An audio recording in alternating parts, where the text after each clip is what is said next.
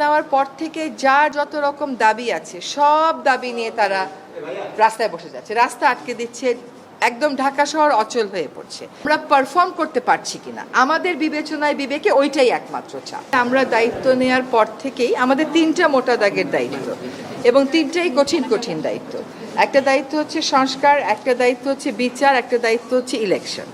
শুধুমাত্র ইলেকশন করবার জন্য তো আমরা দায়িত্বটা নিইনি, যেটা আরও দুটো দায়িত্ব আছে, আমরা সেগুলো আসলে পালন করতে পারছি কিনা। কারণ আমরা দায়িত্ব নেওয়ার পর থেকে যার যত রকম দাবি আছে সব দাবি নিয়ে তারা রাস্তায় বসে যাচ্ছে, রাস্তা আটকে দিচ্ছে, একদম ঢাকা শহর অচল হয়ে পড়ছে।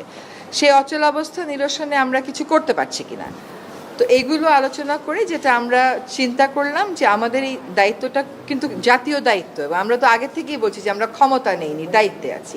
এই দায়িত্বটা পালন করা তখনই আমাদের পক্ষে সম্ভব হবে যখন আমরা সকলের সহযোগিতা পাবো।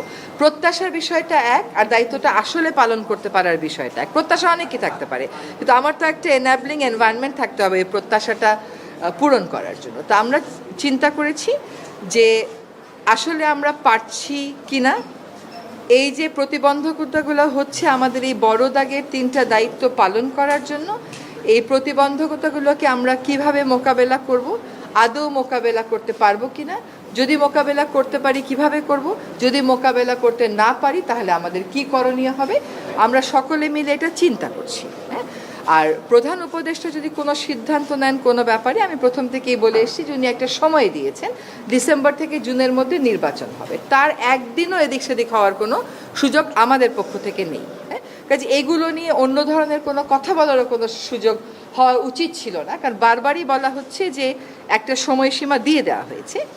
এখন কিছু কিছু গুরু দায়িত্ব তো আছে, সেগুলো পালনের সাথেও তো মাসের একটা সম্পর্ক থাকতে পারে। তো ওনার যদি কোনো কিছু বলার থাকে, আমি নির্বাচনের প্রশ্নেও বলেছি, দায়িত্ব পালনের প্রশ্নেও বলেছি, ওটা আপনারা ওনার থেকেই শুনবেন। কোনো চাপ হচ্ছে যে আমরা পারফর্ম করতে পারছি কিনা আমাদের বিবেচনায় বিবেকে ওইটাই একমাত্র চাপ।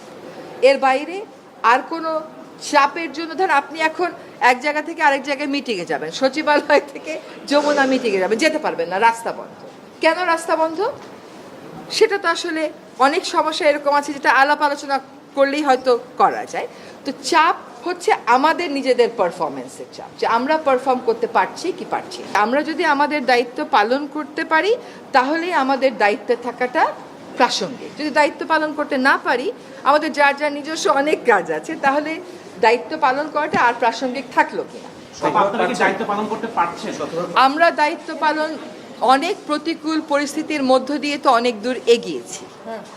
আমরা রিফর্ম কমিশনগুলো তাদের রিপোর্ট দিয়েছে, সেই রিপোর্টের উপরে রাজনৈতিক ঐক্য গড়ার প্রক্রিয়াটা শুরু হয়েছে, সকল রাজনৈতিক দল সেখানে পার্টিসিপেট করছে।